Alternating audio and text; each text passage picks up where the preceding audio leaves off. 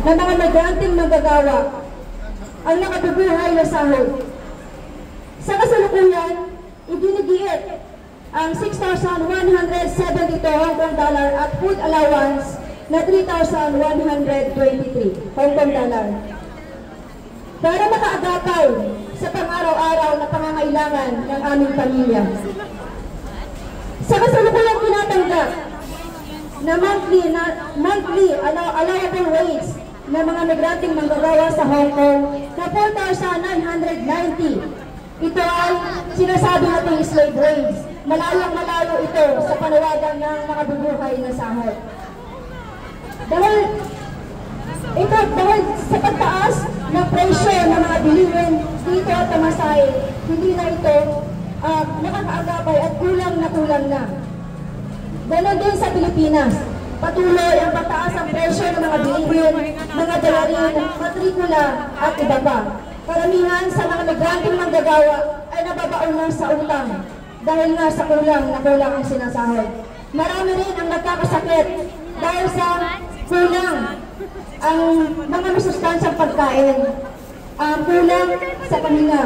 Karamihan sa mga migrant workers dito sa Hong Kong ay kahit kanilang day off ay ginagamit pa nila ito para magtrabaho at para makadagdag ng dagdag sahod at padala sa pamilya. Kaya, katarungan ang panawagan ng nakabubuhay na sahod sa loob at labas ng bansa.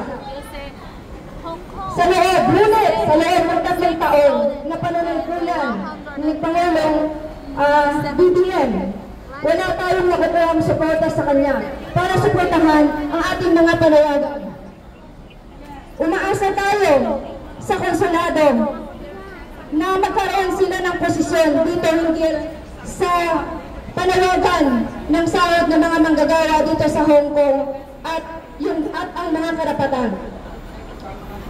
Bilang sila naman ang direktang nakikipag-usap hinggil sa mga polisiya at mga pinapatupad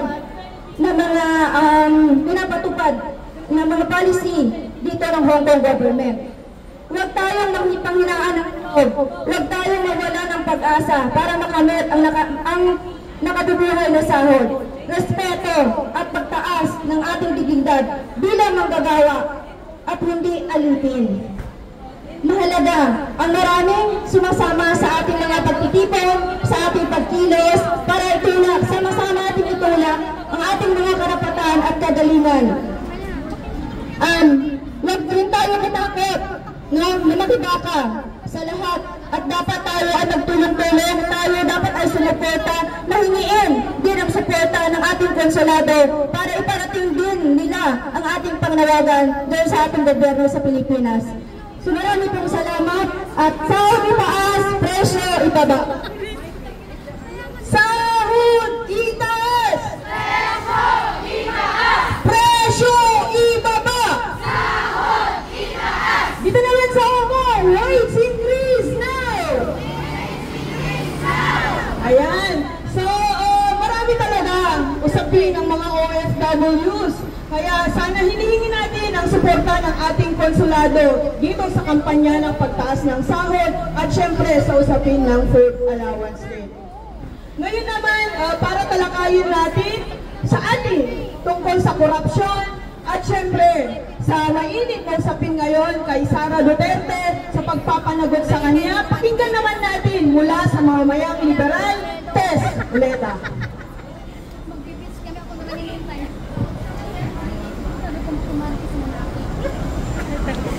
Thank you, MC. Magandang umaga po sa ating lahat, sa ating mga kababayan. Ang topic ko ngayon about corruption. Sa atin, total budget sa buong taon, ang nauuwi sa corruption ay umaabot ng 20%. So magkano ang 20% sa almost 5.7 trillion pesos na budget? Halos inaabot na ilang bilyon ang nauuwi sa korupsyon.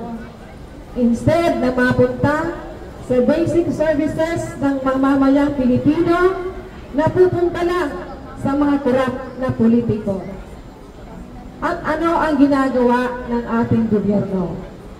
Sa kasalukuyan, mainit na usapin ang impeachment case laban kay Vice President Sara Duterte. From forthwith to forgo. Bagaman hindi katanggap-tanggap ang desisyon ng highest court, wala tayong magagawa kundi tanggapin, sabi nila. Pero may karapatan tayong magpaabot ng ating saloobin o opinyon. Ang sabi ng Supreme Court, unconstitutional but not acquittal.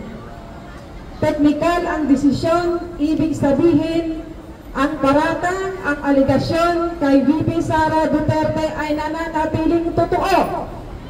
At kailangan pa rin nating bantayan at ipaglaban. So ano nga ba ang impeachment? At ano ang pakay nito? Ang impeachment ay kapangyarihan ng Kongreso ayon sa saligang batas o Constitution. Natanggalin ang isang opisyal para sa mabigat na krimen at kasamaang asal. Take note, kasamaang asal. Isa itong proseso ng Kongreso na binubuo ng House of Representatives and Senate. Bilang inihalal na kinatawan ng mga pangyayaring mamamayan, ginagamit ng Kongreso ang impeachment upang itama ang paglabag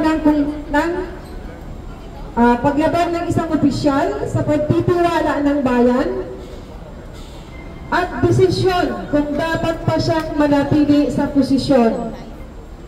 Ang impeachment ay katangi-tangi or unique.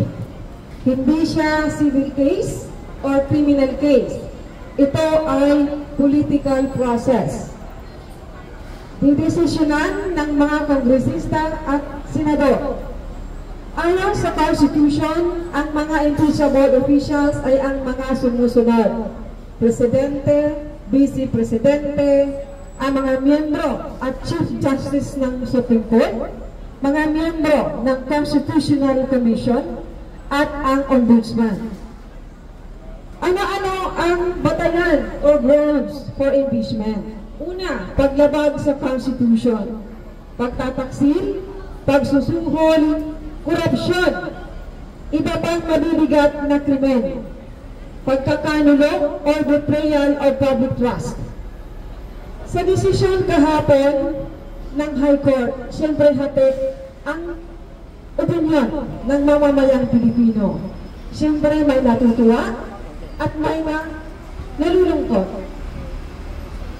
The Supreme Court dismissal of the impeachment complaint against Vice President Sara Duterte is not a defense of the Constitution. It is a betrayal of it.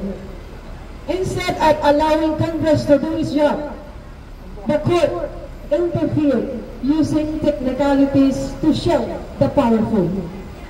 It ignored its own precedent, invented rules not found in the Constitution, and halted the process without even a TRO. This is not a due process. It's a blockade against justice.